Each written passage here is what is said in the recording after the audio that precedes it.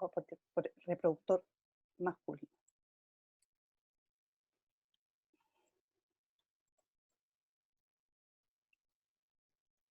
Que me tiro para acá.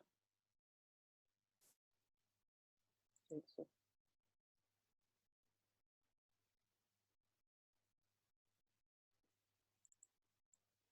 ¿Me ven, chicos? ¿Me ven, chicos? Sí, profe. Ya. Vamos a hablar del aparato reproductor masculino primero, para después pasar al femenino, que es un poquito más complejo. Y vamos a decir que este está compuesto por los órganos, eh, digamos los órganos productores de espermatozoides, que corresponden a los testículos, las gónadas, ¿ya? Y estos órganos o estos testículos secretan y producen también hormonas, o sea, andrógenos. Estos testículos donde se fabrican, donde se producen, donde se diferencian los espermatozoides en realidad, para que estos lleguen a su destino final, tienen que estar acompañados de una serie de vías o de conductos, ¿ya? Y ahí vamos a tener primero el conducto del epidídimo, conducto deferente, conducto eyaculador y también una pequeña parte de la uretra prostática, ¿ya? Estos son los que almacenan y transportan los espermatozoides. Y además están las glándulas sexuales anexas, que son las que van a ayudar a estos espermatozoides a, a movilizarse, porque tienen que ir dentro de un líquido, ya, que están las vesículas seminales, tenemos la próstata y las glándulas bulbouretrales, o que también se conocen como glándulas de Cooper, ya. Estas van a aportar los nutrientes y el componente fluido del semen. Y obviamente el pene viene siendo al final el órgano de la copulación, ¿ya? Y que también en el caso del hombre también es el órgano de la excreción urinaria. Aquí tenemos un esquema más o menos de cómo está compuesto. Acá está la vejiga, ¿ya? La próstata, ¿ya? Acá tenemos el testículo, ¿ya? Con todas sus capas. Vamos a tener una túnica albugínea, que es tejido conectivo denso, ya la vamos a ver de a poco. Vamos a ver que esta túnica albugínea, que es tejido conectivo denso, emite como trabécula hacia adentro y separa el testículo en lóbulos, ¿ya?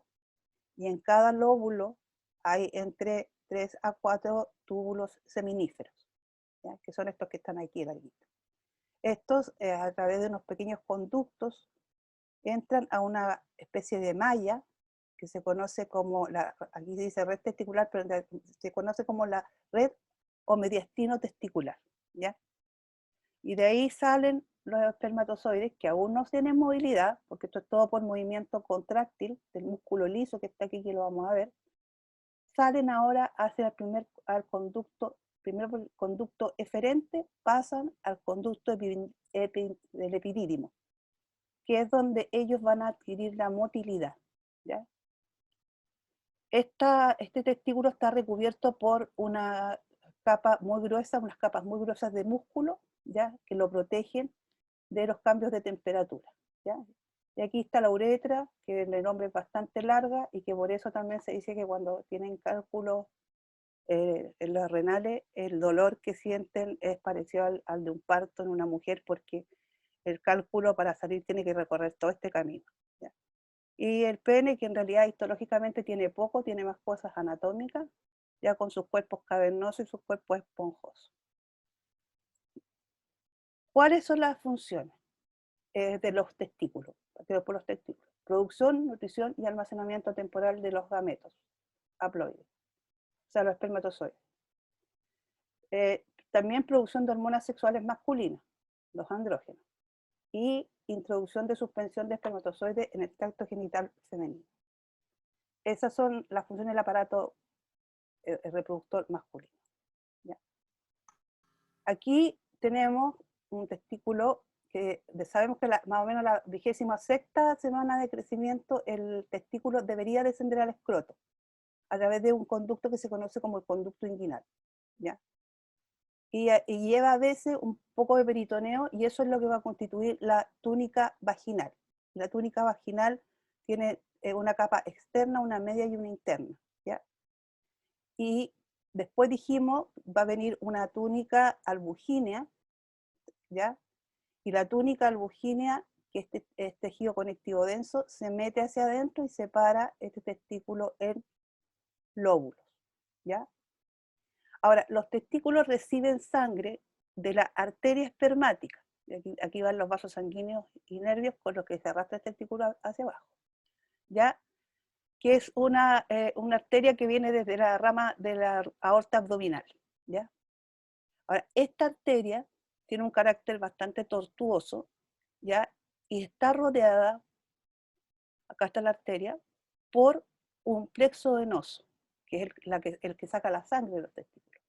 Este plexo venoso se conoce como el plexo venoso pampiniforme, ¿ya? Que transporta la sangre desde los testículos hacia las venas abdominales.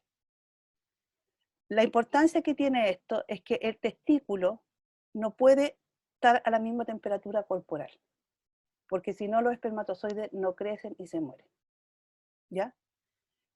Por lo tanto, lo que hace este plexo venoso, que envuelve a las arterias que están trayendo la sangre, enfría la sangre que entra al testículo. Siempre la sangre va a estar como 2 grados por debajo de la temperatura de la temperatura corporal. Entonces la sangre que viene entrando viene a temperatura corporal, pero como este plexo está sacando sangre del testículo, esto hace que la sangre que entra al testículo entre con temperaturas más bajas, ¿ya? Acá se ve la red de Testi o la que habíamos visto, la red testicular, ¿ya? Aquí la terminación de los túbulos que terminan, en vez de ser tortuosos, se transforman en un pequeño túbulo recto, ¿ya? Y el epidídimo que va a tener 3 porciones, una que va a estar acá, que corresponde a la cabeza del epidídimo, el cuerpo y la cola, ¿ya? Acá tenemos de nuevo lo mismo, más o menos, el ancho por lo general y el largo son entre 4 centímetros de largo y 2,3 centímetros de ancho, pero eso es variable. Y como les dije, está recubierto, porque además para poder mantener esa baja temperatura, por el escroto, que es una bolsa muy gruesa, que tiene 7 capas, 7 capas contigo, 2 de las cuales son musculares, ¿ya? Y la más externa es el dartos y la más profunda el cremaster. Lo vamos a ver en la siguiente diapositiva.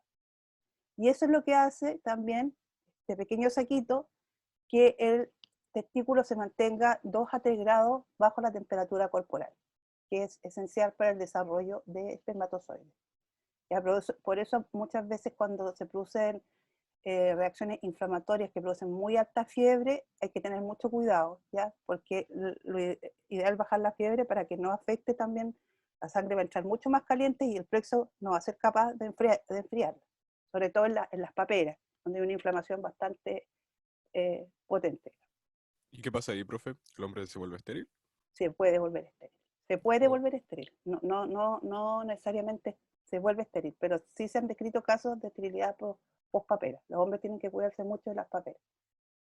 ok. Ya, acá tenemos de nuevo la albuginia, que en el fondo la quita tejido conectivo denso y regular, y el mediastino testicular, que es este que está acá, ¿ya? Que es el que entra, en un engrosamiento de la albuginia en la parte posterior, acá, ¿ya? Irradia tabique tejido conectivo que subdivide el testículo en aproximadamente 250 lóbulos, ¿ya? Y lo que le decía, cada lóbulo tiene 1 a 4 túbulos seminíferos. Por debajo de la albuginia hay una región que está muy irrigada y que se conoce como la cápsula vascular del testículo, ¿ya? Está ubicado un poco más adentro de la albuginia, ¿ya? Aquí vemos mejor lo que yo le estaba diciendo. Aquí viene el cordón espermático, el epidídimo, el testículo. Y aquí están estas 4 capas que forman. Tenemos el dartos, ¿ya? Que es en el fondo este músculo que está acá, que es músculo liso, presenta una contracción involuntaria y normalmente se contrae con el frío y se relaja con el calor, ¿ya? Y este sería el primer mecanismo termorregulador que tiene el testículo, ¿ya? Se contrae con el frío y se relaja con el calor.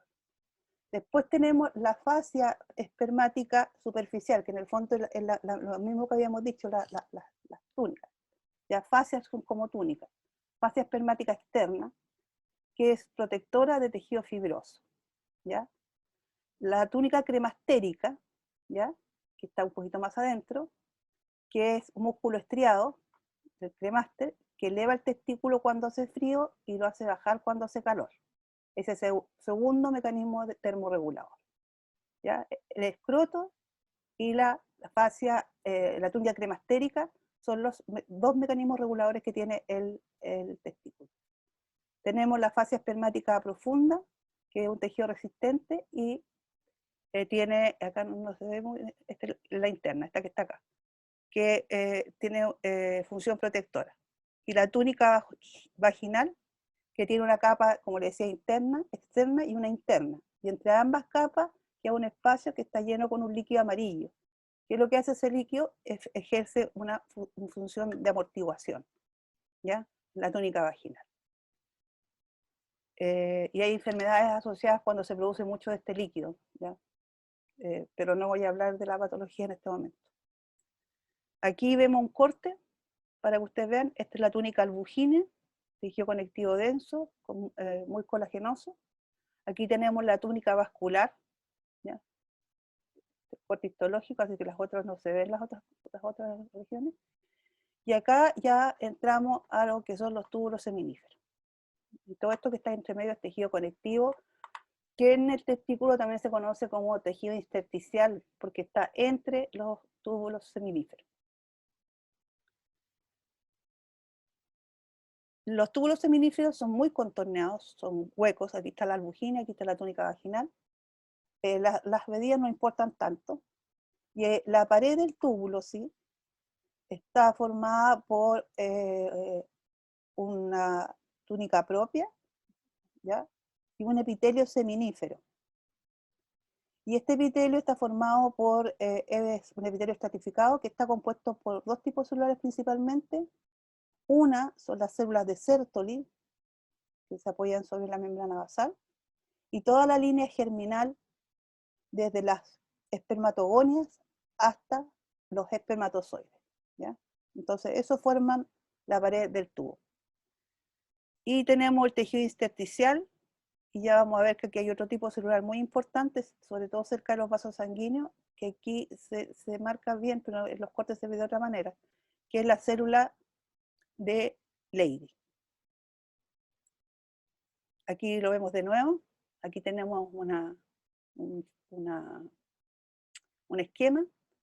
Vamos a tener que, por fuera tenemos en el tejido conectivo estas células intersticiales, un intersticio, vasos sanguíneos, y vamos a tener bajo la membrana basal del túbulo vamos a tener células mioides o células de tipo muscular, ya que sirven para poder ayudar a salir los espermatozoides desde el túbulo.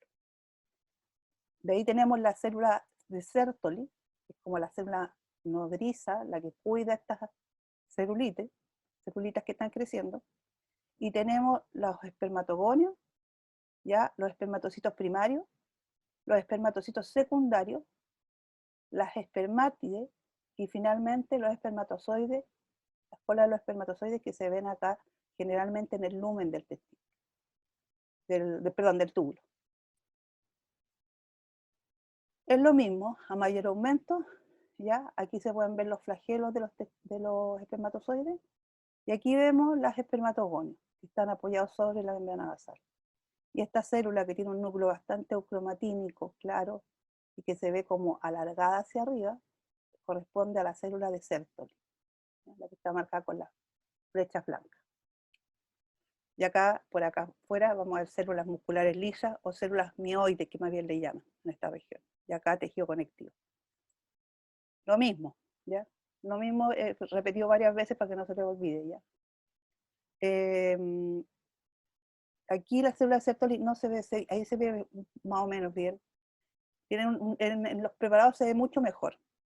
Aquí está explicado en la región del túbulo seminífero más cercana a la luz. Ya hay espermátides al comienzo de su maduración, ¿ya? Que uno las puede ver porque van a tener un gránulo medio rojito acá, que después vamos a ver que se llama el gránulo proacrosómico. Y acá están en estadio final de maduración.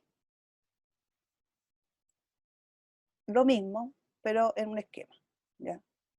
Aquí tenemos espermatogonios A, espermatogonios B, y ya vamos a ver por qué son espermatogonios A y espermatogonios B, ¿ya?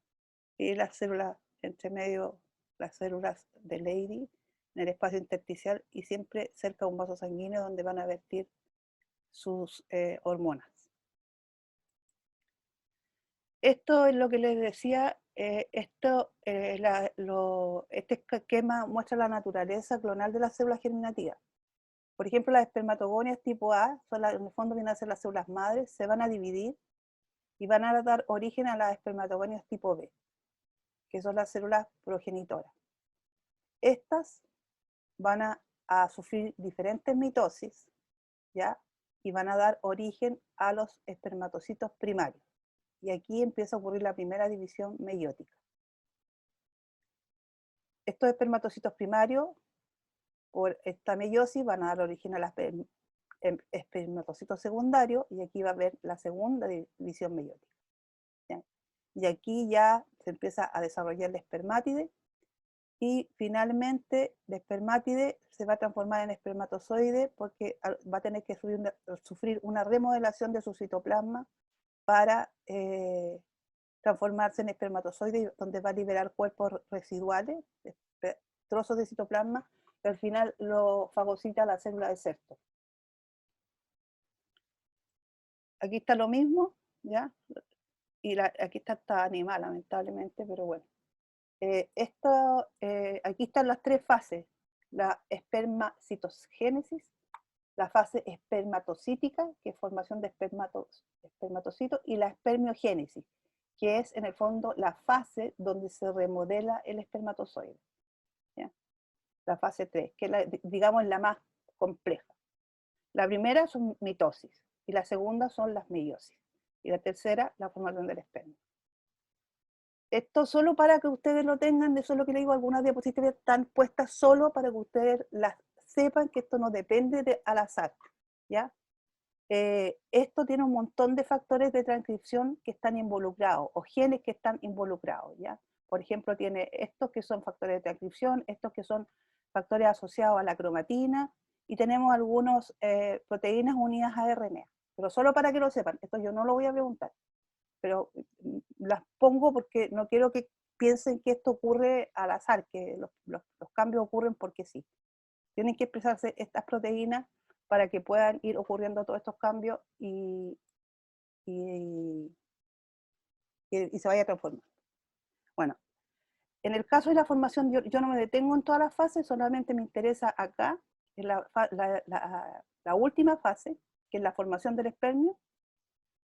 Vamos a tener varias fases en esa. Vamos a tener una primera fase donde empieza la remodelación de la espermatogonia, ¿ya? Los gránulos proacrosómicos, se van hacia arriba del núcleo porque van a ser los que van a formar el flagelo, ¿ya? Y van a formar, van a formar la vesícula acrosómica. Entonces, después viene la fase de coapuchón, que cuando estos gránulos se acomodan sobre el núcleo y forman esta especie de capucha, por eso se llama fase de capuchón, ¿ya? Desde el aparato de Golgi se secretan algunas enzimas, y los centríolos van a migrar hacia distal, ¿ya? Después viene la fase acrosómica, donde el núcleo se alarga, ¿ya? Y se condensa debido a que no sintetiza ADN. El acrosoma adquiere ahora la forma del núcleo, está acompañando, las mitocondrias corren hacia la parte más, hacia donde va a estar el flagelo, ¿ya? Y hay desplazamiento del citoplasma bajo el núcleo, y las mitocondrias se van a poner donde está alrededor del flagelo. Después viene la fase de diferenciación, y ahí vamos a tener tres zonas del espermatozoide. Ya vamos a tener la cabeza, el cuello y la cola. Y aquí es donde se empieza a desprender este citoplasma residual para que tome la forma ya propiamente tal. Y aquí va a quedar formado entonces la fase de espermiación, que van a ocurrir por variaciones celulares de la célula de Sertoli y acción de la LH. ¿Ya? Y va a quedar acá la cabeza, el núcleo del espermatozoide, la vaina mitocondrial, que es la que le va a permitir moverse este espermatozoide, y va a tener después otra que es un poco más muscular. ¿Ya? Y así va a quedar con la pieza terminal, la pieza principal, la pieza intermedia, que vendría a ser la pieza de la vaina mitocondrial, y la cabeza, que es donde estaría el acrosoma.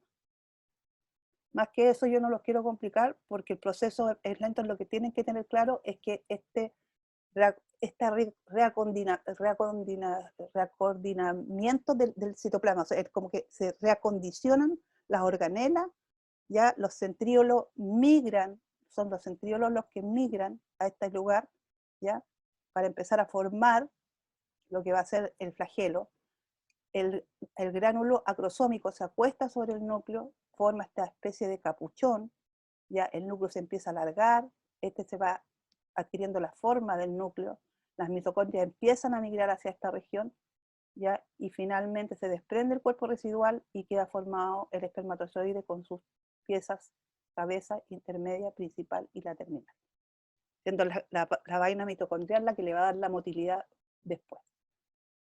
Ya, esto es lo mismo, ya, pero es para que ustedes vean que esto es un flagelo, se corta así a lo largo y ahí están los 8 pares de microtúbulos, o 9, perdón, más 2 microtúbulos típicos de hidroxilios flagelares, ¿ya? Y aquí está todo la vaina fibrosa, porque es de tejido fibroso, la vaina mitocondrial, ¿ya? La cola y la prolongación final, ¿ya? Ahora, las características estructurales dependen de la especie. Cada especie tiene los espermatozoides con distintas características, ¿ya? Esto es lo mismo que ya vimos, ¿ya? Pero en un esquema. Y como mirándolo desde el túbulo seminífero hacia afuera. No me voy a detener ahí. Acá tenemos la célula de Sertoli, porque ahora ya que vimos cómo se van formando los espermatozoides, vamos a ver quién ayuda a que se formen. Tenemos la célula de Sertoli, y aquí se ve mucho mejor. Son cilíndricas, en realidad aquí no se distingue mucho la forma, y tienen un núcleo basal, que pareciera triangular, es eucromatínico, tiene algunos pliegues en su membrana o carioteca, ¿ya? Y lo que hace es proporcionar apoyo estructural a los gametos que se están desarrollando, ¿ya? Y va a sintetizar por eso distintos compuestos. Por lo tanto, va a ser la encargada de favorecer el crecimiento, la proliferación y maduración de las células germinales, ¿ya? Acá tenemos espermatocitos primarios. Y todas estas que están asentadas sobre la membrana basal son espermatogonios. Lo que no podemos saber qué tipo son, si son los que son B o A. Eso no podemos distinguirlo en un corte histológico. Solo sabemos que van a quedar algunos en stand-by, para unas células madre en stand-by para cuando venga un nuevo proceso de diferenciación. Ay, ¿qué es esto? Tiene algo que... Vamos a la siguiente. Yo las tenía animadas antes, pero ya no tiene mucho sentido cuando... Ya, como les decía, las células son de Sertoli, también se conoce como sustentacular, ¿ya? No se dividen, están apoyadas sobre la membrana basal. Ya le dijimos que el núcleo es eucromatínico, que la carioteca tiene algunas indentaciones. Su citoplasma es claro, mal delimitado. Tiene un retículo endoplásmico liso extenso y un RER bien desarrollado, pero no tiene mucho. Tiene bastantes mitocondrias esferoidales. No puedo mover el mouse. Esferoidales, ya, y alargadas. Y el aparato de Golgi también está bien desarrollado. Aquí se ve la membrana porque se le agregó en el microscopía electrónica. Uno puede usar sustancias electrodensas que después se tiñen con algún metal y las puede mirar al microscopio electrónico. Vamos a ver la siguiente, que esta célula de Sertoli, aquí está la célula de Sertoli, va a formar, además, debido a sus uniones oclusivas, ¿ya?, lo que se conoce como la barrera hematotesticular. ¿Ya? Aquí tenemos uniones oclusivas, y estas uniones oclusivas lo que van a hacer es separar ahora el túbulo en dos compartimentos. Uno basal, que tiene que ver con los espermatogonios, que no está protegido, ya no está 100% protegido porque tiene la sangre cerquita, y uno adluminal, ¿ya?, que es donde ya el gameto partió de los espermatocitos primarios, los secundarios, a las espermátides. Esos van a estar en el abdominal, mientras que en el basal van a estar los oogonios, perdón, espermatogonios, que es entre las dos. Y acá tenemos la membrana basal, y las células endoteliales y la luz de los capilares sanguíneos aquí, que pasan por debajo. Entonces, recuerden, estas uniones oclusivas van a separar el túbulo en dos compartimentos. Uno luminal, que se conoce como abdominal, y uno basal, ¿ya? El compartimento basal comprende el espacio intersticial y los espacios que ocupan los espermatogonios. El segundo compartimento comprende la luz del túbulo y el espacio que se extiende entre las células adyacentes, desde la luz hasta las uniones oclusivas. ¿Ya? Y ese contiene espermatocitos, espermátides y espermatozoides. Por eso es que los que pueden salir dañados, sobre todo en un proceso inflamatorio, son precisamente los espermatogonios, ¿ya? Por eso podría quedar estéril probablemente en enfermedades como la papera. Los otros están protegidos, pero si estos no existen, no existe proteacardia tampoco. ¿Cuáles son las funciones de esta célula? Así generalmente nosotros vemos el núcleo de la célula de Sertoli con un nucleolo medio rojo. Tiene dos tipos de funciones. Unas son endocrinas y otras exocrinas. Pero también tiene funciones que son las que ya habíamos nombrado, como que facilita el proceso de maduración de los espermatozoides en el túbulo. Secreta esta proteína que se llama ABP y que está en inglés Andrógeno Binding Protein. ¿Qué es lo que hace esta proteína? Va a concentrar la testosterona en el compartimento abdominal del túbulo seminífero, que necesita para madurar el esperma. Además, secreta hormonas, como la inhibina, que tiene que ver con el retrocontrol a nivel hipotalámico, porque también está involucrada la hormona FSH acá. Entonces, esta cuando, vamos a verlo en el dibujo, cuando hay suficiente FSH o suficiente espermatozoide, la inhibina va a inhibir la secreción de FSH. Sintetiza activador de plasminógeno y transferrina. Ahora, se cree que hay receptores a FSH, se encuentran solo en la célula de Sertoli. Y como solo en la célula de Sertoli, la FSH va a tener efecto sobre ella para que ayude a madurar los espermios, son indispensables porque una vez que estos receptores se saturan, la célula empieza a secretar ABP, inhibina y activador de plasminógeno. Vamos a ver la otra célula que ustedes van a tener que conocer, vamos a poner todo al tiro, la célula intersticial o de Leydig, y así más o menos como se ve la célula de Leydig en los preparados que ustedes tienen, ¿ya? Son células principalmente endocrinas, están dispersas entre los elementos de tejido conectivo, o sea, en el espacio intersticial, también por eso se le conoce a veces como células intersticiales. Son poliédricas, a veces tienen un núcleo o dos. Su citoplasma dice que es eosinófilo, pero en realidad no se distingue mucho eso.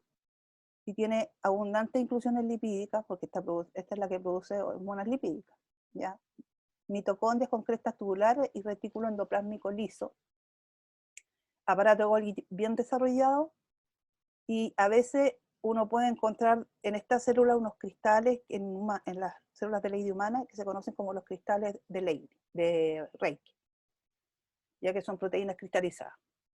Las medidas no me importa mucho, Tienen entre 3 micrómetros y hasta 20 micrómetros de longitud, los cuales se van a observar principalmente durante los años de madurez sexual. ¿Ya? Estas están en el intersticio, no en el túbulo. ¿Y cuáles son sus funciones? Tiene un periodo inactivo, para decir que comienza como a los 5 meses de vida fetal. Y ahí es difícil diferenciarlas de los fibroblastos. Pero en el embrión temprano van a secretar testosterona y otros andrógenos indispensables para el desarrollo de las gónadas en el feto masculino. Después que se quedan inactivas, en la pubertad empiezan a producir secreción de testosterona que inicia producción de espermio y favorece secreción de las glándulas sexuales anexas y el desarrollo de las características sexuales secundarias. En el adulto, secreción de testosterona, que sirve para mantener la espermiogénesis, porque el hombre está con espermiogénesis durante toda la vida. Y características sexuales secundarias. Y cuando esta célula es estimulada por gonadotrofina en la pubertad, se activa nuevamente la producción de andrógenos. O sea, una vez que estuvo inactiva, cuando llega a la pubertad, es cuando se vuelve a activar la célula y tiene todas estas funciones que están acá. ¿Ya? Pero en el embrión también está presente hasta los 5 meses de vida fetal. Y como ustedes ven, aquí están siempre al lado de un capilar sanguíneo en el espacio intersticial. Aquí te vemos la célula endotelial, ¿ya? Y estas serían las de Leydig. Y aquí este es un esquema para que no se les olvide cómo es el control hipoficiario, o sea, la retroalimentación que ocurre desde el hipotálamo hasta los testículos. ¿Qué hace la FSH? Se activa producción de espermatozoides. ¿Ya? La FSH favorece la producción de espermatozoides. En la célula de Sertoli va a permitir que ésta secrete proteínas transportadoras de andrógenos e inhibina. ¿Ya? La célula de Sertoli. Inhibina cuando hay suficiente espermatozoides, va a bloquear ahora la secreción de FSH a nivel de la hipófisis. Y va a estimular la liberación de LH. ¿Ya? ¿Y qué hace la LH? La LH, acción sobre la célula de Leydig en el espacio intersticial ahora. Estimula la secreción de testosterona. La testosterona ahora va a ser transportada a la célula de Sertoli para convertirse en dihidrotestosterona. Aquí está el ABP, ¿ya? Por eso tiene la proteína fijadora de andrógeno. Y la dihidrotestosterona y FSH estimulan la producción de esperma. Y así ocurre el retrocontrol a nivel hipotálamo hipofisiario. Y aquí tenemos entonces que esta, bueno, obviamente que el andrógeno lo produce gracias al colesterol, que esta tiene receptores LH, mientras que la de Sertoli, la célula de Sertoli tiene receptores AFSH. ¿Ya? Eso no lo pueden olvidar. Esas son las células importantes en el testículo, ¿ya? Y en los túbulos seminíferos. Ahora, al final de cada túbulo seminífero va a ocurrir la transición a los túbulos rectos que ya habíamos dicho, y estos túbulos rectos solamente están tapizados por células de Sertoli. ¿Ya? Estos terminan y se estrechan, y el epitelio va a cambiar ahora acá en un epitelio cúbico simple. Este epitelio que solamente al comienzo está revestido por células de Sertoli va a cambiar a un epitelio cúbico simple, y estos túbulos rectos desembocan en lo que conocemos como red de Haller o red de Testis, ¿ya? Que son los mismos conductos pero que están como formando como una malla, ¿ya? Por eso se han anastomosado todos juntos. Y estos están dentro de una región que se conoce como el mediastino testicular. Y estos redes de testis tienen un epitelio cúbico o cilíndrico bajo. Y las células en esta región poseen un solo cilio apical y pocas microvellosidades cortas. ¿Ya? Acá se ve mejor la red de testis. ¿Ya? La red de testis, los túbulos rectos no se ven muy bien aquí. Esto, aquí está de nuevo lo mismo, pero aquí se ve un poco mejor toda la red de testis, y aquí se ven ya que posterior a esto van a entrar por los conductos deferentes, eferente, y van a entrar al epidídimo. El epidídimo es un túbulo contorneado, delgado, situado en la parte posterior del testículo, se pliega en un espacio de 7 centímetros, pero mide 4 a 7 metros, y por eso cuando uno lo corta parece que fueran varios túbulos, pero en realidad es uno solo. Tiene alta absorción alta actividad de absorción, fagocitosis, secreta glicoproteínas, ácido ciálico y otras sustancias. El ácido ciálico, acuérdense que es un carbohidrato muy importante dentro de los glicosamiglicanos. Acá en el epididimo se van a modificar el medio en el que permanecen los espermatozoides, y aquí en esta región van a adquirir la motilidad, porque para eso ocurre la modificación del medio. Y va a tener, en la cara externa va a tener dos capas musculares, circular interna, longitudinal externa, que están especialmente desarrolladas en los segmentos más distales, o sea, más hacia la cola. Pero también tiene una característica que solamente es propia del epididimo, que tiene estos cilios gigantes, que se conocen como cilios, como estereocilios. ¿Ya? Aquí dice epitelio pseudoestratificado con estereocilio. En realidad, uno puede decir epitelio cilíndrico con estereocilio o epitelio pseudoestratificado, porque todas las células tocan la membrana basal, pero los núcleos no se ven a la misma altura. ¿Ya? Y tiene estos cilios gigantes que dijimos, que son los estereocilios, que por lo que yo tengo entendido, creo que es la única parte donde hay.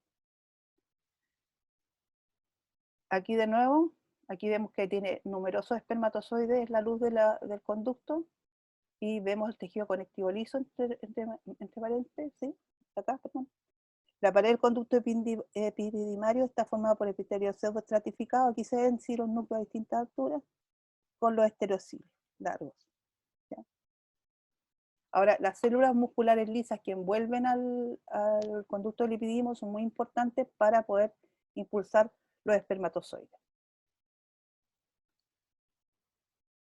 El epidídimo ahora va a desembocar en el conducto deferente. Y este es un tubo que conduce los espermatozoides a la cavidad pélvica. Tiene una gruesa capa muscular, como ustedes pueden ver acá, ¿ya?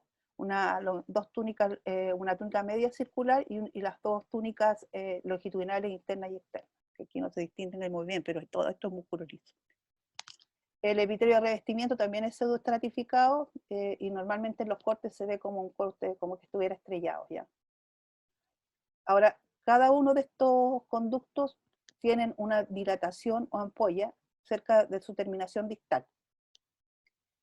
Y ahí en esa ampolla desemboca el conducto excretor de cada vesícula seminal. ¿Ya? Aquí no se ve la ampolla. Y esas son las vías espermáticas. ¿Ya? Nombramos, tenemos los túbulos seminíferos, bueno, túbulos seminíferos, el red de Testi, el epidídimo, conducto eferente, ¿ya? Y ahora vamos a ver las glándulas. ¿Ya? Las glándulas, aquí esta sería la vesícula seminal, y aquí tenemos la próstata, ¿ya? Y el conducto eyaculador. ¿Ya? La glándula productora de parte del líquido seminal tiene está formada por un tubo hueco que tiene alrededor de 15 centímetros de longitud, tiene una capa circular interna y una longitudinal externa de músculo, y la mucosa por lo general presenta muchos pliegues alargados que están recubiertos por un epitelio cúbico simple, o a veces cilíndrico. La secreción corresponde al 70 al 80% del total del volumen del semen. Aquí aparece un corte histológico, aquí vemos el epitelio, ¿ya? Y tenemos los pliegues de la mucosa, ¿ya? Y el músculo liso que la rodea. Conducto excretor se une en la porción terminal del conducto deferente, dando origen al conducto eyaculador, ¿ya? Y el conducto eyaculador va a atravesar la próstata y desemboca en la uretra de la prostática. Esta es la que produce la mayor cantidad de líquido. Aquí tenemos otros cortes para que vean cómo se ve el epitelio. Es muy tortuoso, ¿ya? Acá hace un detalle. Se ve cilíndrico, ¿eh? aquí, uy, pero la próstata. La próstata es la glándula más grande que hay acá, y está formada por muchas glándulas, a su vez, que van a estar dispersas en distintas zonas, ¿ya? Y que desembocan en la uretra prostática, la zona central. Vamos a tener una zona periférica, una zona de transición y una zona central. La capa mucosa interna son las que secretan a la uretra. En la capa mucosa intermedia, y tenemos la capa periférica que contiene glándulas prostáticas principales, y los conductos desembocan en senos prostáticos a cada lado de la cresta uretral en la pared posterior de la uretra. Obviamente todas estas van a desembocar en la uretra, pero a través de conductos. ¿Ya? Ustedes saben que los conductos siempre son epitelio cúbico simple. Acá tenemos la próstata.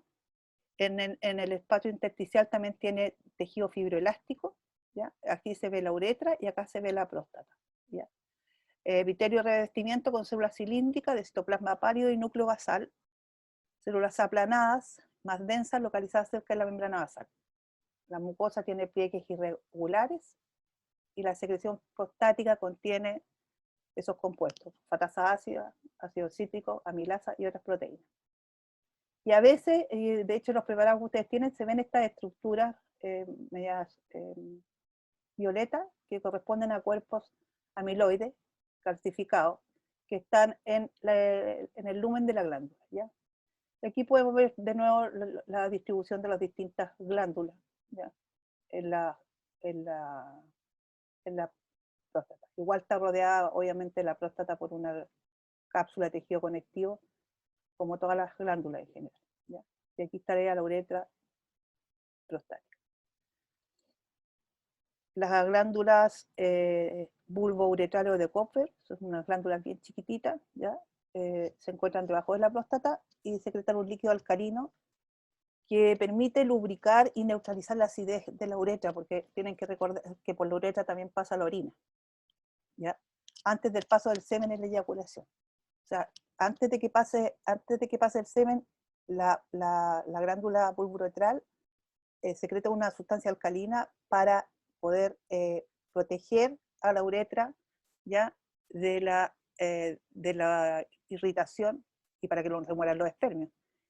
Este líquido contiene espermatozoides, por lo cual la práctica de retirar el pene de la vagina antes de la eyaculación no es un método anticonceptivo efectivo. Efectivamente no lo es, ¿ya? Esta es la uretra, ¿ya? El conducto por donde discurre la orina. No tengo imágenes de corte histológico de la uretra hasta el exterior del cuerpo durante la micción. Por lo tanto, tiene estas dos funciones, excretora y reproductiva. Y como dijimos, en el hombre es bastante larga, tiene alrededor de 20 centímetros, tiene un epitelio de transición. El epitelio de transición, recuerden que se modifica de acuerdo a si hay líquido o no hay líquido. ¿Ya? Eso lo hemos visto ya, que va a estar más plano, si está, como que se aplana cuando está con líquido, como que se agranda cuando está sin líquido. En su inicio es la vejiga urinaria, después se transforma en epitelio estratificado columnar y cerca del meato urinario se transforma en epitelio estratificado plano. ¿Ya? Existen pequeñas glándulas productoras de moco que protegen a la uretra de la corrosiva orina.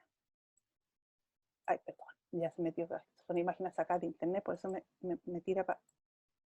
El pene, que yo les dije que muchas cosas histológicas del pene no se pueden decir, porque eso se ve mejor en anatomía, que es el órgano copulador masculino en los mamíferos, y también es el órgano masculino de excreción urinaria, y contiene dos cámaras llenas de tejido esponjoso. Perdón. Ya, se le estará acabando la pila. Y acá está saliendo la uretra. Contiene dos cámaras llenas de tejido esponjoso, que son los cuerpos cavernosos, ¿ya? Que son estos de acá. Y los cuerpos cavernosos están rodeados por membrana llamada la túnica albugínea, y el tejido esponjoso también tiene músculo liso y tiene también vasos sanguíneos por fuera. Ya. Y por acá sale la uretra. Mucho más que decir acá, no. Obviamente está bastante irrigado. ¿Ya? esto solamente para que sepan por cómo se compone el semen. El semen se compone del líquido y espermatozoides, contiene ion citrato, calcio, ion fosfato, enzima de coagulación y profibrinilosina. Y la composición, ya dijimos quiénes contribuían a la formación del semen, y tiene un pH aproximado de 7,5. Y después de que sale, se forman coágulos, porque ocurre una lisis posterior. El semen en realidad tiene otros componentes más, incluso algunos que se están estudiando en la universidad, sobre todo se descubrieron en llamas, que inducen a la ovulación en las llamas, porque como son estacionales, tiene factor de crecimiento nervioso también. ¿Ya? Y yo de hecho estuve analizando algunos semenes de llama, de conejo, con el anticuerpo para ver el factor de crecimiento nervioso, con anticuerpo para eso, y también el humano. Y efectivamente en los tres apareció. Obviamente la llama tiene cualquier cantidad, mucho más que los otros dos, pero existe el factor de crecimiento nervioso en el semen. Y eso es esta presentación. ¿Profe? Sí. ¿Qué es el factor de crecimiento nervioso? ¿Qué crece? ¿Los nervios? O sea, obvio, pero No, factor de crecimiento nervioso es un factor que permite el crecimiento de las neuronas. ¿Ya? Oh. ¿Ya? No se sabe bien, no sé si, mira, el trabajo lo está haciendo Marcelo Rato en la Facultad de Veterinaria. Pueden buscar su nombre y ahí aparece, porque él lo descubrió, de hecho.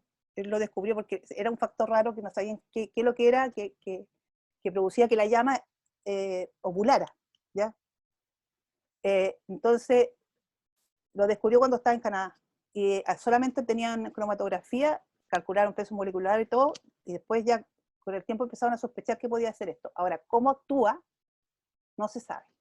No sé si él lo ha descubierto, porque yo ya después me retiré un poco de la cuestión, yo solamente hice el análisis con anticuerpos para ver si efectivamente la llama tiene, el semen de llama tiene mucho.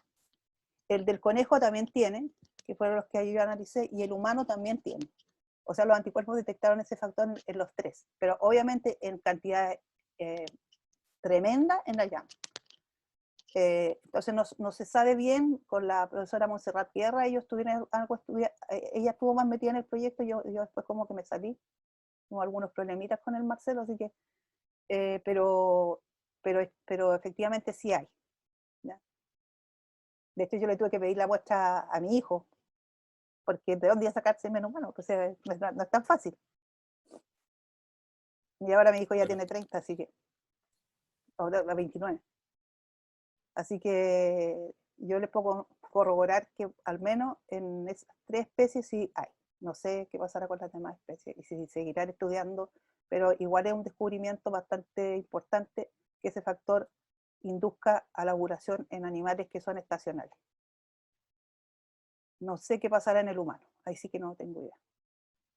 Eso es la clase de reproductor masculino.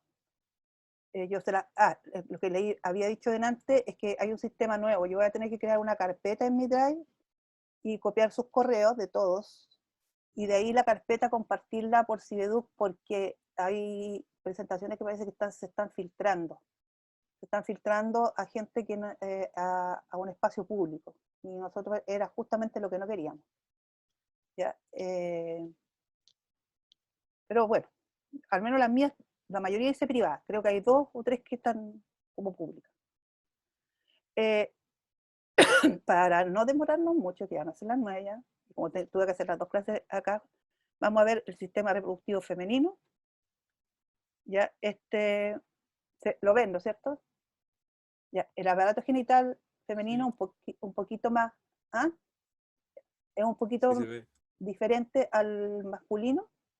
Vamos a tener un aparato genital interno que va a estar formado por las gónadas, que en este caso van a ser los ovarios. y por las vías genitales, igual que en el caso de las vías en el hombre, también aquí tenemos vías. Tenemos las trompas de falopio, el útero o matriz, que es un órgano hueco, y la vagina. Y por fuera, el externo es la vulva, pero yo no me voy a referir al externo, sino principalmente al interno. Aquí tenemos un esquema, ¿ya?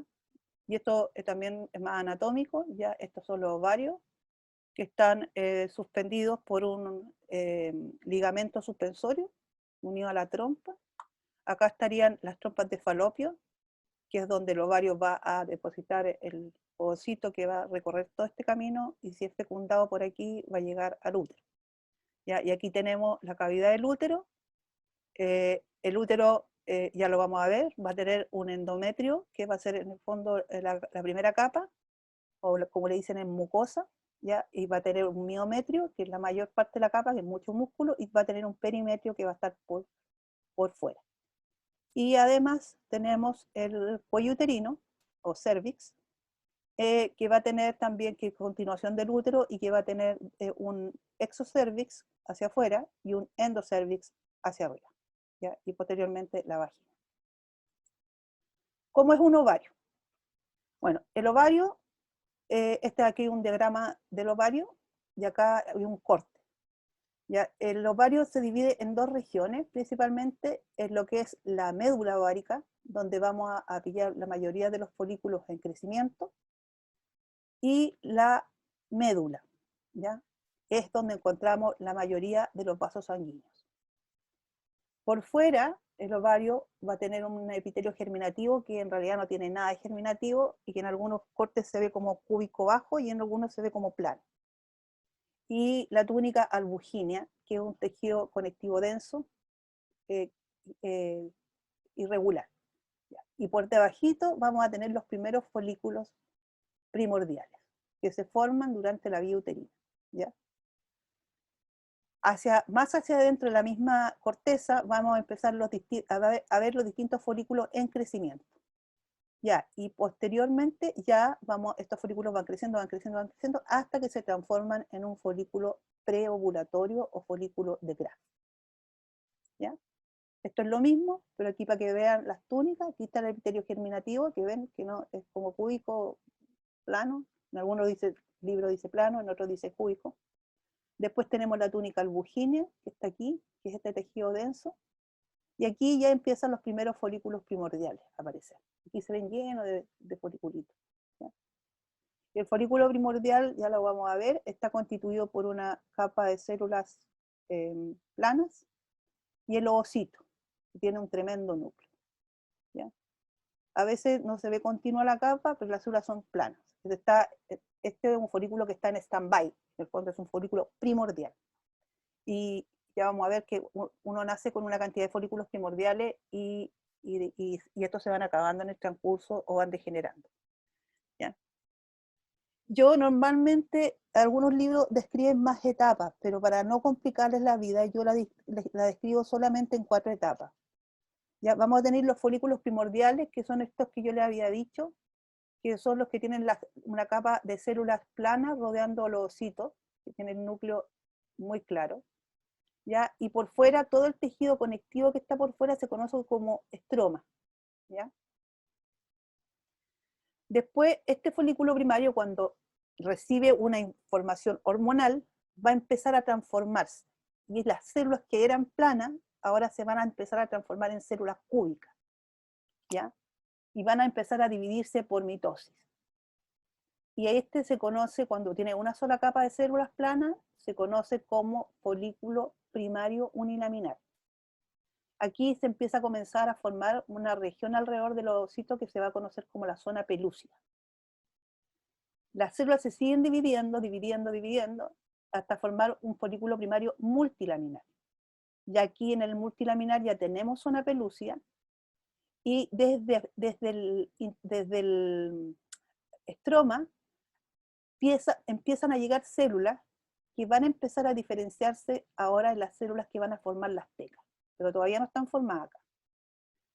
Posteriormente, el folículo se va a transformar en un folículo secundario, ¿ya?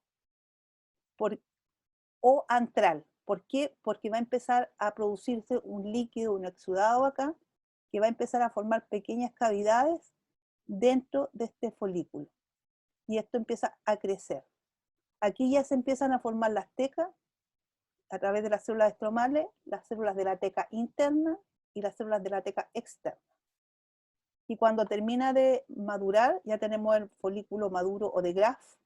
Y aquí, en este folículo maduro, mientras está madurando, las células de adentro, que se transforman en las células de la granulosa, empiezan a reordenarse, formando las células de la granulosa como tal.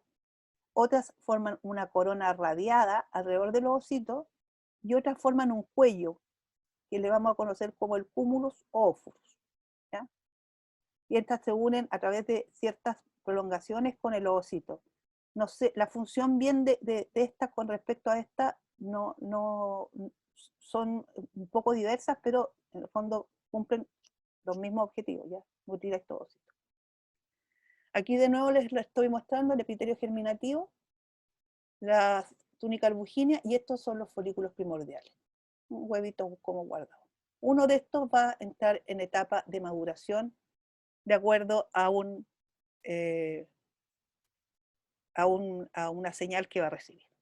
Este es el núcleo del ovocito, este es el ovocito, y estas son las células planas que lo rodean. Ahí ni siquiera se ve todo contigo.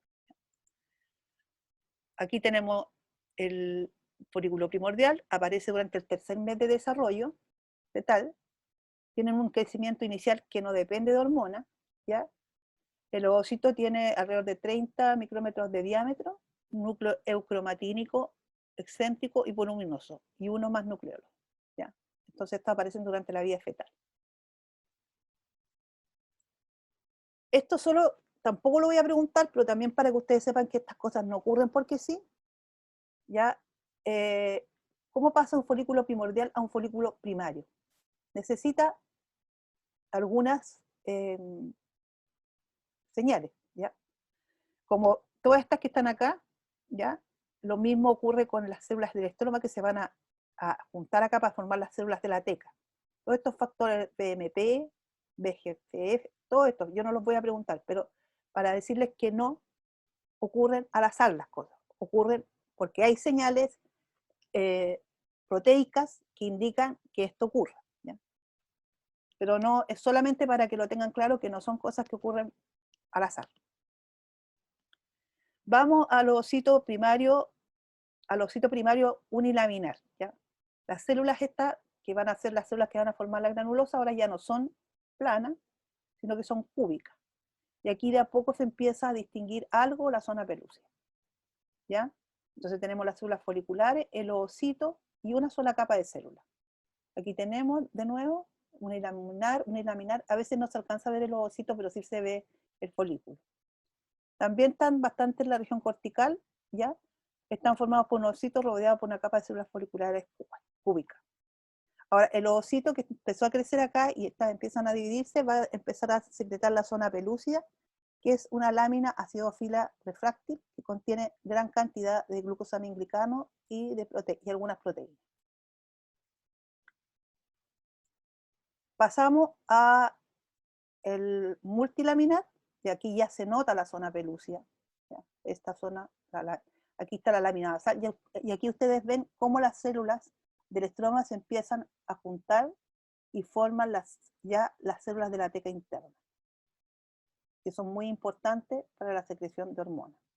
Entre medio, aquí está la lámina basal, estas van a corresponder a las células de la granulosa, quedan algunos vasos sanguíneos. ¿Ya? Por ejemplo, aquí hay uno unilaminar, pero no se ve el ovocito, no se ve el núcleo. Posteriormente se empieza a secretar este exudado que les decía yo, y se forma el folículo antral, ¿ya? El folículo secundario, el que les nombré, también se conoce como preantrala, por si acaso. Las cavidades que se forman en la capa granulosa se fusionan y forman una gran cavidad o antro. El ovocito está rodeado por zona pelúcida y las células de la granulosa que rodean al ovocito revisten la pared del folículo, ¿ya? Aquí podemos ver las células de la granulosa como en el fondo tienden microvellosidades hacia los ositos. Esto que está aquí arriba es un recuadro de esto que está acá abajo. ¿Ya? Se unen a través de células de gap junction, ¿ya? Y tienen estos procesos con microvellosidades hacia los ositos.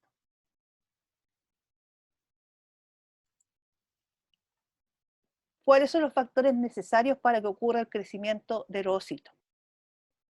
Aquí ya empiezan a intervenir las hormonas. FSH, factores de crecimiento como el factor de crecimiento epidérmico, factor de crecimiento insulínico, iones calcio. ¿Ya? Ya dijimos que la del estroma forma por fuera las tecas, ¿ya? Teca interna va a producir esteroides porque son células que tienen receptores ALH. También vamos a tener vasos sanguíneos entre medio y obviamente también fibroblastos porque es tejido conectivo. Y la teca externa son principalmente células del tipo muscular lisa y que tienen fibras colágeno. O sea, aquí se puede ver teca externa, teca interna. ¿Ya? Los vasos sanguíneos, la membrana basal y las células de la granulosa, y tenemos también el antro folicular acá. Aquí se ve de nuevo el folículo secundario ventral, no sé por qué está metida esta aquí, debería estar antes. Ya.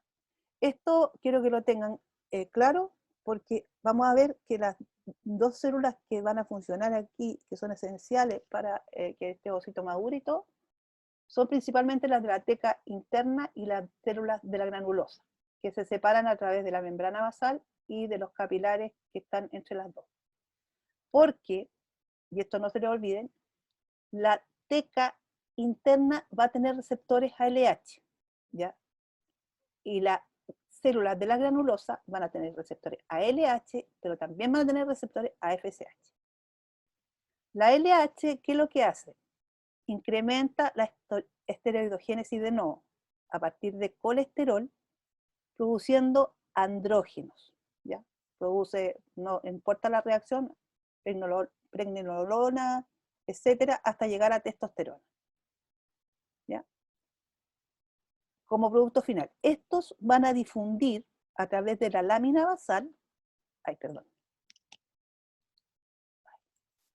través de la lámina basal, y se van a convertir acá en estradiol.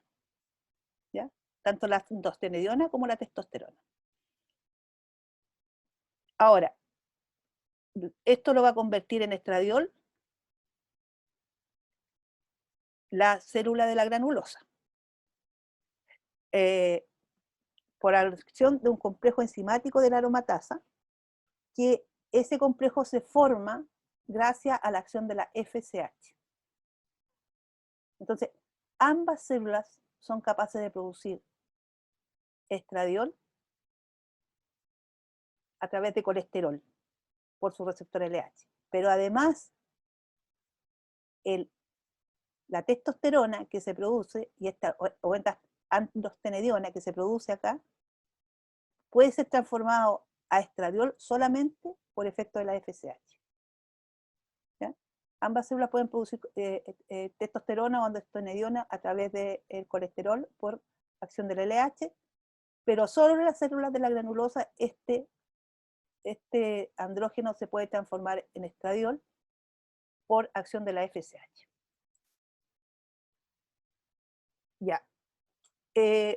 Dijimos que el líquido folicular es un exudado de plasma, tiene todos estos compuestos, que son microglicanos, proteoglicanos, proteínas de unión esteroides, hormonas. También contiene inhibina, todas estas que están acá, folicostatina, activina. Aquí tenemos un folículo casi ya maduro, está formado rodeado de las células de la granulosa, aquí está la corona radiada, y aquí está el cúmulo ovóforo. Y las células van a formar la pared del folículo restante. Y acá ya tenemos las tecas formadas. Aquí está, folículo de Grass de nuevo, lo mismo. La corona radiante y las células del cúmulo ovóforo envían microvellosidades penetrantes a toda la membrana pelúcida para comunicarse por uniones en hendidura con las microvellosidades del ósito. ¿Ya? Eso es importante. Se comunican con las microvellosidades del ósito. acá es para que vean la pared de los ocitos de un folículo antral. Acá está la célula granulosa, estos son capilares sanguíneos, las células de la teca que tienen este aspecto como de gotitas lipídicas, precisamente por los lípidos que tienen, teca interna, y la teca externa, que se observa que son más del tipo muscular liso. Y aquí tenemos el antro folicular. Esto es lo mismo, ¿ya? A ver, el folículo, aquí no es que este no esté unido a la pared del folículo, este es porque por el corte salió así nomás, ya. Ya. La ovulación, proceso por el cual el ovocito secundario es liberado del folículo de Gram. ¿Ya? ¿Y qué intervienen? El aumento de volumen y presión del líquido folicular. Pero también ocurren otros factores más como proteólisis enzimática de la pared folicular. Se depositan algunos glicosaminglicano dirigido por hormonas entre el ovocito y el disco prolígero y la capa granulosa, y también las fibras la contracción de las fibras musculares que forman la capa de la teca externa, desencadenada por prostaglandina. Esto es prostaglandina. Yo siempre les hago este cuadro de resumen. Tenemos en la etapa que está el folículo, por ejemplo, cuando es primordial, no hay receptores FSH, no hay zona pelúcida, no hay el líquido folicular, no hay teca interna, no hay teca externa. El ovocito es primario, ya primario multilaminar, no todavía, ya las células son cúbicas, pero ya está empezando a aparecer la teca interna y la teca externa. Y la zona pelúcida ya está presente, acá es donde se empieza a formar. En el secundario, sí, ya es FSH, ya hay receptores de FSH y tiene todos los elementos, ¿ya? Y en el de Graf, obviamente, está completo. Esa es una tabla resumen. Ahora, periódicamente, cada 28 días, los folículos maduros se abren al exterior, ¿ya? Y liberan un óvulo. Los restos del folículo, aquí salió el óvulo liberado, van a formar lo que se denomina el cuerpo lúteo. Este cuerpo lúteo empieza a secretar ahora progesterona. Una vez que, por acción hormonal, este cuerpo lúteo deja, y no hay embarazo, deja de producir progesterona, el cuerpo lúteo degenera y queda convertido en un cuerpo albicans, ¿ya? Entonces se dice ciclo ovárico, fase folicular y fase luteal. Esta es la fase folicular y esta es la fase luteal. Aquí tenemos el cuerpo lúteo. El cuerpo lúteo está formado por los restos, los tipos celulares de la teca interna y de la granulosa, ¿ya? Vamos a tener, obviamente la mayoría van a ser granuloso-luteínicas, ¿ya? Que constituyen la mayor parte del cuerpo lúteo, son más grandes y se tiñen menos, ¿ya? Son células tecoluteínicas, son más pequeñas y se tiñen más. Aquí vemos, nosotros no podemos definir bien cuáles son granulosos y cuáles son tecoluteínicas, ¿ya? Pero obviamente la mayoría son granuloso-luteínicas, producen progesterona, por lo tanto se ven también gotitas lipídicas dentro de las células. Y a veces también se ven algunas vacuolas, ¿ya? Aquí de nuevo tenemos el cuerpo lúteo, aquí se ve gigante, ¿ya? Y aquí tenemos de nuevo, son muy voluminosas y secretan gran cantidad de estrógeno y progesterona. Ahora, niveles altos de esteroides inhiben la liberación de LH, RH, disminuyendo la liberación de LH y FSH. ¿Ya? Cuando lo veamos en el ciclo, vamos a ver. Si el ovocito no fue entonces, no fue fecundado, el cuerpo lúteo degenera y se transforma en un cuerpo albicans. Si el ovocito fue fecundado, el cuerpo lúteo sigue secretando progesterona porque la gonadotrofina coriónica que produce el embrión frena al cuerpo lúteo, la degeneración del cuerpo lúteo, ¿ya? Y eso ocurre hasta que después el propio embrión empieza a secretar la progesterona. Esto es solo para que lo tengan como concepto, lo que ocurre durante la vida intrauterina, ¿ya? Hay multiplicación de las ovogonias durante el primer ciclo, después de la pubertad y antes de la menopausia, incrementa los los ovocitos en estado primario, ocurre la ovulación y recién aquí, porque aquí quedan parados en esta fase ya. El ovocito secundario se transforma en ovocito secundario y se libera el primer cuerpo polar. Si hay fertilización, el ovocito va a volver a dividir, va a ocurrir la segunda división meiótica. Si no hay fertilización, no va a ocurrir y esto se pierde. Queda ahí nomás. Es lo mismo, pero no me voy a meter en esto de nuevo. La primera división meiótica es reduccional y se completa después que el ovocito primario progresa a la ovulación. ¿Ya? Y la segunda división meiótica es ecuacional, solo se completa si el ovocito es fecundado. Eso es lo más importante que hay que saber de acá. Lo que sí también hay que saber que si las mujeres nacen con un número de ovocitos, de folículos primordiales, hay varias etapas en las cuales ocurre atresia folicular. ¿Ya? Por ejemplo, en el nacimiento aparecen millones de ovocitos, pero hay una etapa entre los 6 y los 9 años en que ocurre la primera atresia folicular, o sea, ovocitos que se mueren. Está mediado, perdón, esto es durante el nacimiento, antes de que nazca. La última atresia ocurre posterior al nacimiento. Y de aquí ya los que quedan son los ovocitos con los que la mujer crece y madura, digamos. Ya obviamente cerca de los 50 ya no quedan ovocitos y ocurre la menopausia. ¿Ya? A la edad de la pubertad tiene una gran cantidad de ovocitos y empiezan a madurar sucesivamente. ¿Ya? Y estos generalmente es apoptosis de las células de la granulosa lo que desarrolla la atresia y hace que el ovocito se desprenda, que las células de la corona radiada se desprendan del ovocito y este quede adentro del antro. No, necesita a las células de la granulosa para poder funcionar. ¿Ya? Entonces, si en realidad tenemos muchos millones, cuando estamos recién en la etapa fetal, hay principalmente dos regiones de atresia antes de los 9 meses, posterior al nacimiento. ¿Ya? Y eso va disminuyendo los números de ovocitos primordiales. Ahora, cada folículo contiene ovocito primario detenido en profase de la primera división meiótica, porque se quedó ahí. ¿Ya? Y ya dijimos, esto es lo mismo que habíamos hablado, de nuevo lo mismo se repite, es el folículo más desarrollado, se libera durante la ovulación. Vamos a seguir, esto solamente para que ustedes vean qué es lo que pasa si es fecundado, ¿ya? El cuerpo lúteo se mantiene como cuerpo lúteo un tiempo más, ¿ya?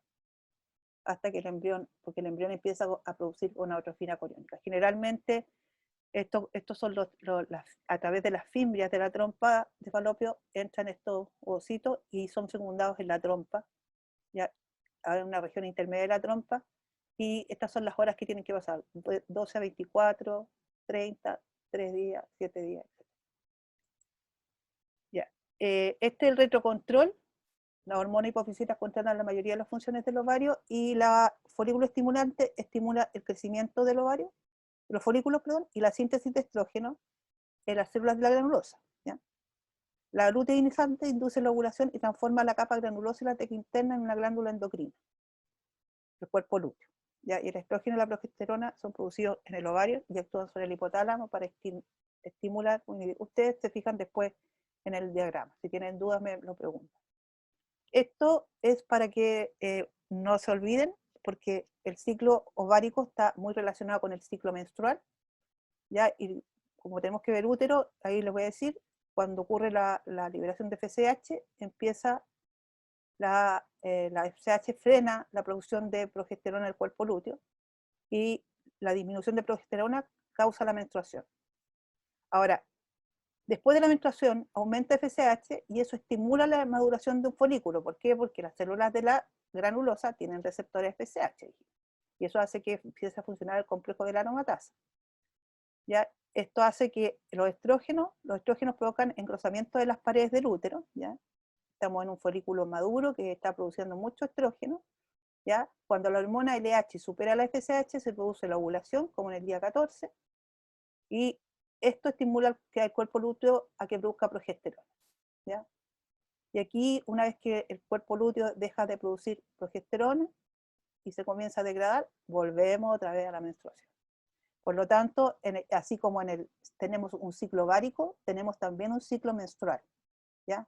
En el que ocurre la menstruación, una fase de proliferación y una fase de secreción, ¿ya? Este es un periodo estéril, este periodo de acá es fértil y este es un periodo estéril. Estéril entre comillas, porque en realidad la fase, el día 1 hasta el día 6 puede ser estéril, pero de ahí para adelante es fértil. Es lo mismo, ¿ya? Pero también viendo cómo cambian las hormonas a nivel sanguíneo. Y el útero, para no demorarnos tanto, que ya se hizo un poco muy largo esto, es un órgano hueco, ¿ya? Y vamos a ver que tiene estas trompas de falopio, que tienen las fimbrias al final, que son las que se unen al ovario. Va a tener un endometrio, que es lo que le dije, miometrio y perimetrio. Aquí tenemos el endometrio, que tiene varias funciones: alojar al huevo cigoto de la fecundación, permite la implantación y desarrollo de la placenta. Como el epitelio del endometrio es cilíndrico simple y tiene muchas glándulas que secretan mucos. La lámina propia, siempre recuerden que es el tejido conectivo y tiene los elementos propios del tejido conectivo, ¿ya? Y entre esos elementos propios, como las células, están las glándulas tubulares simples. Todo esto otro es miometrio. Y el perimetrio es una capita muy delgada que está aquí. Y ya vamos a ver que el miometrio está dividido en 3 regiones. Ahora, en el caso del endometrio, el endometrio va a tener dos capas, una funcional y una capa basal. ¿Qué pasa durante la menstruación? La capa funcional se descama y solamente queda la base, ¿ya?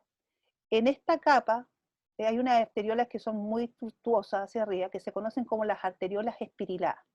Cuando se descama el endometrio, quedan los fondos de las glándulas, los fondos de las arteriolas, y a medida que avanza la ovulación, la ovulación, exacto, estas empiezan a crecer de nuevo, ¿ya? Las hormonas ováricas, estrógeno y progesterona, van a determinar las modificaciones estructurales del endometrio. Entonces así vemos el ciclo menstrual, ¿ya? Y el ciclo ovárico. Y aquí está la fase menstrual, así se ve, declina la producción de progesterona y hay degeneración del cuerpo lúteo. Por lo tanto, casi no hay endometrio, solamente queda el fondo de la glándula y el fondo de la arteriola espirilar. La fase proliferativa empieza a crecer de nuevo a partir de estos fondos, la región funcional, ¿ya? Y ocurre junto a la maduración del folículo. Y la fase secretoria es cuando la progesterona está actuando, esto se empieza a llenar de sangre, ¿ya? Mientras la progesterona esté, si hay embrión acá, la progesterona va a seguir, pues no podría ocurrir menstruación. Y dejando de producir progesterona, el cuerpo lúteo, por acción de la FSH, ¿no? Volvemos a la menstruación. Esto es lo mismo, ¿ya? Para que no se les olvide, porque esto yo sí lo puedo preguntar, ¿ya?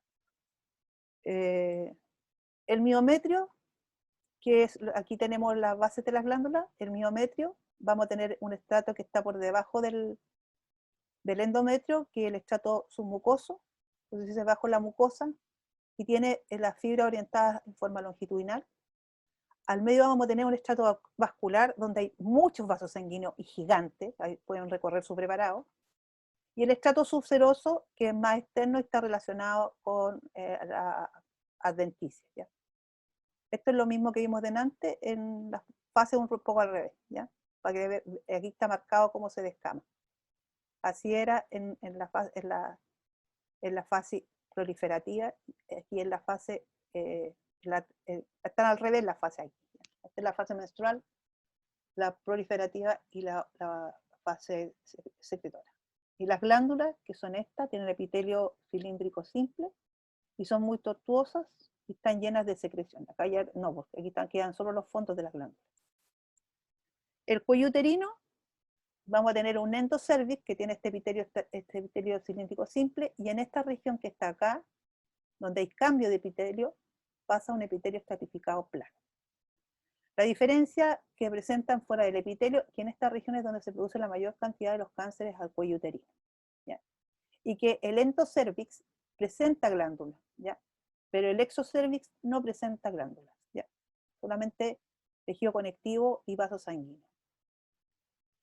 Eso era solamente para que sepan lo que ocurre con el endometrio durante el embarazo. Tenemos la glándula mamaria rápidamente, es una glándula tubular alveolar ramificada que desemboca en un conducto excretor pezón.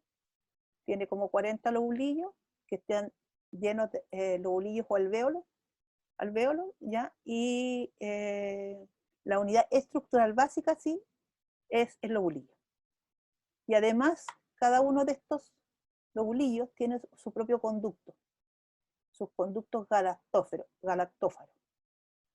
¿Ya? Son conductos intralobulillares, extralobulillares, etc. ¿Ya? Y esos conductos galactófaros desembocan en el pezón. ¿Cómo se modifica? Los lóbulos se modifican en ausencia de la glándula, permanece en latencia con un sistema de conductos inactivos. Durante los embarazos proliferan en el extremo de los conductos y preparan para secretar leche, y a lo largo de la lactación los alvéolos se diferencian en su totalidad y la secreción de leche es abundante. Y la imagen que ustedes tienen ahí en el microscopio virtual debería ser la de una glándula lactante, donde van a ver una parte proteica y una parte... Esto es sobre todo para que vean cómo ocurre la estimulación estrogénica del conducto mamario, ¿ya? Y la de progesterona. Y también en el caso de cuando ya viene el estímulo de la bajada de leche, ¿ya? La liberación de prolactina produce que se empiecen a sintetizar proteínas de grasa y leche, ¿ya? Y el bloqueo de la hormona inhibidora de prolactina hace que ésta se pueda liberar. Ya, perdón, otra vez se me metió en otra parte. Ya. Creo que es la que queda, creo que no quedan más. Sí, esta es la célula secretora de la glándula, ¿ya? Va a tener una parte proteica y una parte lipídica. Ya la vamos a ver en el práctico, ¿ya? Y aquí está una célula mioepitelial por fuera en estos lobulillos, ¿ya? Las proteínas se liberan por exocitosis. Y eso sería por hoy. Y,